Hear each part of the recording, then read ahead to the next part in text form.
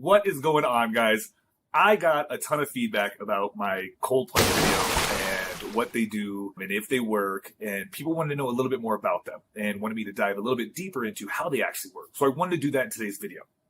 Before I get too deep into this video, I wanted to preface it with a study that was done and also published in the European Medical Journal of Physiology. Now, what they did in this study was they took 3 groups of people and they placed them in different variations of temperatures of water to see what would happen to the biology. Now, in one group, they placed them in hot water. In the second group, they placed them in warm water. And in that third group, they placed them in very, very cold water. And what they found out was the group that they placed in very cold water, there was a massive, massive dump in dopamine and excitatory neurotransmitters that help out dopamine because of that cold bath.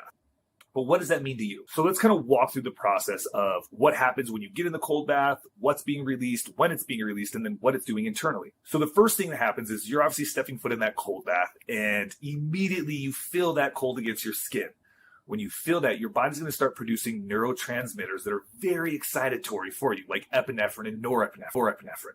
These are going to make you very alert, which is good. You're in cold water, and that's something to be maybe a little bit fearful for, so you don't die in there. So you're become very alert. But you quickly feel that alert is all over the place. You don't know how to control that alertness. It's just very heavy breathing, and your mind is all over, telling you to get out of this situation. Now comes dopamine. And in this study, what they showed was that dopamine levels increased by 250% while being in this cold water. And this is very important because dopamine is a neuromodulator, meaning it's going to take those now excited cells and help funnel them into a place that we can now utilize them in this scenario to be productive. And in this scenario, it's utilizing dopamine as a motivator to get through that and help you push through the scenario to the other side. So you get in, your body produces a busload of adrenaline initially, and then that's followed by dopamine to help funnel the want to be motivated to help get you through this cold bath. Now, keep in mind, there's a very specific thing here that I spoke about, and that was how far dopamine goes from baseline to its peak or top level. And that's going to really dictate how much of this neuromodulator we actually get to be effective against this excitatory stuff. So if we can't produce a big enough peak from baseline to here, then what we may just end up with is a bunch of excitatory neurons that turn very stressful because we cannot control them, and we cannot control the situation. We have to get out of that situation.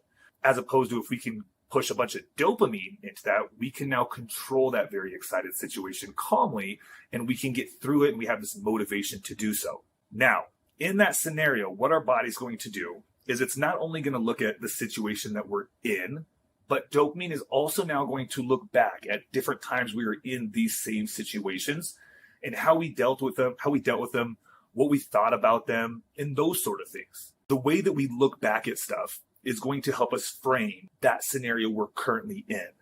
So if every time we were in that scenario, there was just a bunch of excitatory neurons going around, there wasn't a lot of dopamine or any other kind of modulator there to help us funnel these in, then our past experiences of this situation might be bad. And we can think about that. Typically, when we get into cold water, we experience it to be bad and we don't want to do it again. But if we can stay in it long enough to produce this dopamine and produce these neuromodulators that help us overcome it in these scenarios when we're in the cold bath, then not only do we have this extended amount of dopamine and glutamate and adrenaline, even when we get out of the bath, to help us overcome more scenarios over the next couple hours, but it's also going to help us reframe the way we think of these things. And ultimately, that's the goal. We have to reframe the way we think about different situations so that we can have certain neurotransmitters and other neuromodulators help us to motivate us and overcome these scenarios. So can an ice bath be used long-term or chronically to help you overcome these sensitivities? Absolutely. Can they be a great way to just help you start your day with high levels of excitement and dopamine and make you feel very confident in what you're going to be doing? Absolutely. But on the flip side, that same cold bath can cause stress, anxiety, and put you on the complete opposite place of that fence, depending on how you frame that cold bath. How you frame the cold bath, how you frame anything in life, and what you think about it is what's going to depend on what neurotransmitters get released, whether it's going to be excited, whether it's not going to be excited, and then how you're going to modulate those transmitters and think about that situation moving forward or while you're currently in it, and whether or not you can even get through it or want to get through it. There's a lot to this, guys, but at the end of it, cold baths, they do work for some people. For others, they can go completely against it and make you even worse.